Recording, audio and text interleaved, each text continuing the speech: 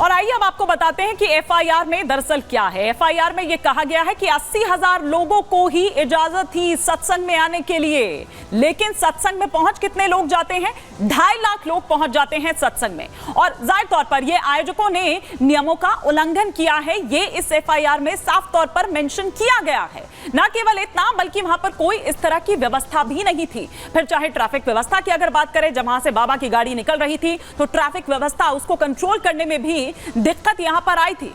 सत्संग से दोपहर 2 बजे, मतलब कि 12 बजे सत्संग शुरू होता है और 2 बजे खत्म होता है, और उसके बाद यहां से बाबा निकलते हैं।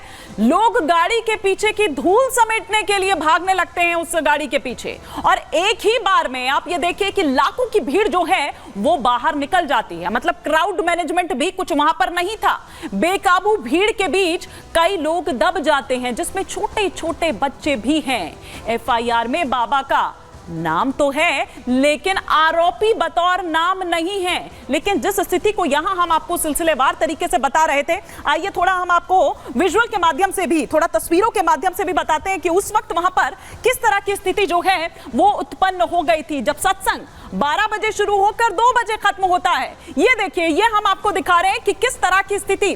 बाबा की कार का पीछा करते हुए अगर आप देखेंगे तो ये लोग आगे बढ़ते हैं। आप देखिए, एक पल के लिए आप देखिए कि आपको ठहरना पड़ेगा कि किस तरीके से यहाँ पर जो भीड़ है वो देखी जा रही है। और ये दरअसल बाबा जैसे ही वहां से निकलते हैं, वैसे ही ये भीड़ बाबा की गाड़ी में पीछे पीछे दौड़ने लगती है। किस लिए? क्योंकि वो बाबा के चरणों की जो धूल है उसे अपने माथे पर लगाना चाह रहे हैं, क्योंकि उनको ऐसा लग रहा है कि एक बार बाबा का आशीर्वाद इस तरह से मिल जाए, एक बार वो चरणों की धूल उनको मिल जाए तो उनका जीवन धन्य हो जाएगा। लेकिन उन्हें नहीं पता था कि किस तरह से वो जीवन उनका धन्य होने वाला है। और देखिए कि क्या स्थिति वहां पर है, कि वहां पर कोई भी, अब ये सेवादार हैं, इतनी बड़ी बड़ी आपने इतनी आर्मी वहां पर बना रखी है, वो सेवादार आपके वो क्या कर रहे थे उस वक्त? क्यों नहीं वहां पर क्राउड मैनेजमेंट किया गया? ये ठीक है कि अगर कार्यक्रम के अंदर की बात करें, सत्संग के भीतर की बात करें, तो वो जिम्मेदारी सूरजपाल और उसके जो सेवादार हैं या जो उसकी आर्मी है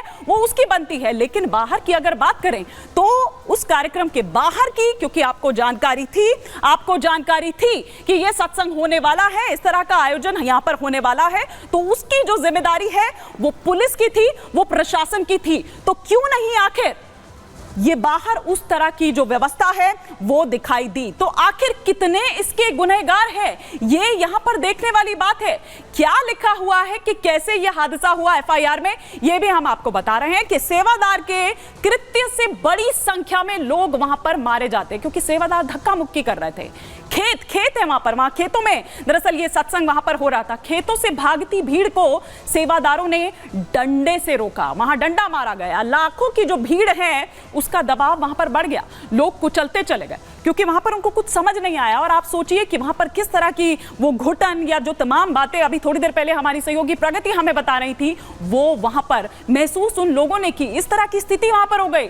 देव प्रकाश मधुकर मुख्य सेवादार का नाम इसमें शामिल है, और इसमें बताया गया है कि किस तरह से ये पूरा हादसा पेश आया। और आइए कुछ और तस्वीरें भी हम आपको दिखाते हैं जो घटनास्थल से लगातार सामने आ रही है। और साथ ही साथ अब उसके बाद सबसे पहले तो हम यहां पर बात करेंगे उस मुख्य सेवाधार की, देव प्रकाश मधुकर की। यही है वो शख्स जो यहां आपको इन तस्वीरों में नजर आ रहा है। ये वो शख्स जिसका नाम उसमें शामिल है, और किस तरह से इनकी तलाश में यहां पर पुलिस जुटी हुई है। जगह जगह पर दबिश दी जा रही है, जगह जगह पर जो तलाशी है वो ली जा रही है। और ये मुख्य सेवादार है देव प्रकाश मधुकर, जिसका नाम एफआईआर में भी शामिल है। मतलब नामजद अगर आरोपी किसी को बनाया गया है तो वो देव प्रकाश मधुकर को बनाया गया है। इसमें एफआईआर में बाबा का नाम नहीं है, मतलब नाम है लेकिन उस तरह से नहीं, आरोपी बतौर नहीं, या इस तरह से नहीं जैसा कि देव प्रकाश मधुकर का है। और इसीलिए जो सवाल है वो दरअसल कई उठाए जा रहे हैं। आपको सिलसिलेवार तरीके से बताते हैं कि इस एफआईआर में कौन कौन आरोपी है। सबसे पहले जो तस्वीर आपने थोड़ी देर पहले देखी मुख्य सेवादार देव प्रकाश मधुकर की, उसका नाम उस एफआईआर में है। इसके बाद अगर बात करें सूरजपाल उर्फ जो कथित बाबा खुद को कहता है, उसका नाम इसमें शामिल है। साथ ही साथ एक अज्ञात आयोजक जिसने आयोजन कराया था, और साथ ही साथ एक सेवादार जिसका नाम इसमें शामिल है। बाबा का नाम जरूर है इसमें, लेकिन बाबा को आरोपी नहीं बनाया गया है। आखिर ये जो इस तरह के लूप होल सामने आ रहे हैं, ये क्या है? या फिर ये माना जाए कि जो कमेटी बनाई गई है, अब योगी सरकार जिस तरह से एक्शन में यहां पर नजर आ रही है और जिस तरह से कमेटी बनाई गई है, उसको कहा गया है कि 24 घंटे के भीतर आप रिपोर्ट उसको दें। क्या उस रिपोर्ट का इंतजार यहां पर करना होगा और फिर उसके बाद यह सामने आएगा कि दरअसल इसमें कौन वाकई में गुनहगार है, किसकी यहां पर गलती थी? क्या ये देखने वाली यहां पर बात होगी? लेकिन वहीं जो पीड़ित हैं वो क्या कह रहे हैं? कुछ ऐसे भी हैं जिन्हें अपनों की तलाश अब भी है। हमारी सहयोगी प्रगति सिंह ने उनसे बात की, क्या कह रहे हैं वो पीड़ित, जरा ये भी सुनिए। आप देख सकते हैं मेरे पीछे आधुनिक चीरघर यहाँ पर पोस्टमार्टम यहाँ पर हुआ है और कई महिलाएं, कई बच्चे यहाँ पर पहुंचे और ज्यादातर तादाद यहाँ पर महिलाओं और बच्चों की बताई गई। अभी भी अंदर 4 से 5 शव बताए जा रहे हैं और करीब 36 शवों का पोस्टमार्टम यहाँ पर हुआ है। आप देख सकते हैं, ये तस्वीर मैं आपको दिखा रही हूँ। ये जो दर्द है ये बयां नहीं किया जा सकता है शब्दों में। अपनों को खोना क्या होता है वो शब्दों में नहीं बताया जा सकता है। इन्होंने अपनों को खोया है और ये दर्द, ये आंसू साफ बयां कर रहे हैं इनके साथ क्या हुआ है। यहाँ पर कई लोग मौजूद हैं जिन्होंने अपनों को खोया है और कई लोग ऐसे भी यहाँ पर पहुंच रहे हैं जो ढूंढ रहे हैं, क्योंकि उन्हें अभी अपने मिल नहीं रहे हैं। वो कहाँ पर है उनको इस बारे में पता नहीं है, लेकिन वो पता लगाने की कोशिश कर रहे हैं। इन लोग से भी बात करने की कोशिश कर लेते हैं। सर, आपका कोई अंदर यहाँ पर है क्या? हाँ, पत्नी है हमारी। अभी बॉडी अभी ली नहीं है आपने? अभी नहीं मिली। क्या हुआ था, कब गई थी वो सत्संग में गई। कैसे पता चला आपको अंदर क्या हुआ? पता नहीं, हमको भगदड़ मच गई वहाँ में।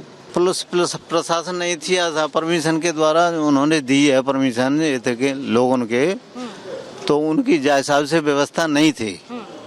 वो अपनी बाबा स्वयं व्यवस्था कर रहे थे, जो पुलिस प्रशासन था वो नहीं था वहाँ पे। तो ये हम आपको बता रहे थे कि क्या कुछ कह रहे हैं पीड़ित, लेकिन मेरे साथ मेरे तमाम सहयोगी जुड़े हुए हैं। एक बार जरा सीधा घटनास्थल का हम रुख करते हैं। कोमल मेरे साथ जुड़ी हुई है। कोमल, कुछ हलचल दिखाई दे रही है हमें आपके फ्रेम में, क्या चल रहा है अभी इस वक्त? रेखा शर्मा पहुंची हुई हैं। बिल्कुल, देखिए घटनास्थल की तस्वीरें आपको दिखा रहे हैं और यहाँ पे रेखा शर्मा पहुंच चुकी है, एनसीडब्ल्यू की चीफ पहुंच चुकी है, क्योंकि देखिए भारी संख्या में यहाँ पे महिलाओं की मौत हुई है, क्योंकि भारी संख्या में यहाँ पे महिलाएं पहुंची थी और यहाँ पे जो प्रत्यक्षदर्शी है, देखिए उनसे बातचीत करी है और एक्सक्लूसिव। बड़ी बात नहीं, मैं आपसे आई विटनेस वो क्या नहीं प्रशासन ने किया या नहीं किया, लेकिन आप मुझे ये बताओ, महिलाओं को और बचाने वाले थे आप जैसे? काफी लोग जो बचाने वाले, बहुत लोग बचाने वाले भी मर गए। अच्छा, बचाने वाले भी मर गए, एक दूसरे के ऊपर जा रहे थे लोग। तो महिलाएं मरी है ज्यादा? तो 25% महिलाएं थी, 25% नहीं थी। हाँ, सिर्फ 3 आदमी थे जो मरने वाले। हाँ, तो फिर बचाने वाले कौन मरे? आप कह रहे हो बचाने वाली महिलाएं थोड़ा ना बचा रही थी। जो लोग आगे आ रहे थे ना, वो लोग। तो आप वो कहानी बताओ जो सच हो। ये महिला बचाने वाले भी मरे तो पुरुष बचा रहे होंगे ना, तो वो तो नहीं मरे ना। हाँ, फिर ऐसे नहीं बोलो, सच्ची बात बोलो। मतलब मीडिया को देखकर वो ज्यादा बढ़ा के मत बोलो बात को।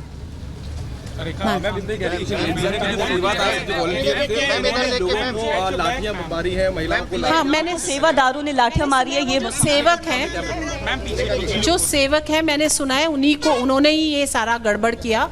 और पुलिस से भी बात की तो उन्होंने एफआईआर रजिस्टर किया है उनके अगेंस्ट। मैंने कहा है कि वो जो भी गुरु था उसके अगेंस्ट भी एफआईआर होना ज़रूरी है, क्योंकि वही एक गलत काम कर रहा था। फ़ोटो नहीं खिंचाता था ताकि सामने ना आ पाए, कोई एविडेंस ना आ पाए, लोगों के ये रखवा लेता था फ़ोन्स वगैरह। तो जरूर कोई ना कोई। तो रेखा शर्मा को आप यहाँ पर सुन रहे हैं, जो तमाम जानकारी यहाँ पर एनसीडब्ल्यू की जो अध्यक्षा हैं वो यहाँ पर दे रही थी। रेखा शर्मा बता रही थी कि किस तरह से क्या कुछ हुआ था और वो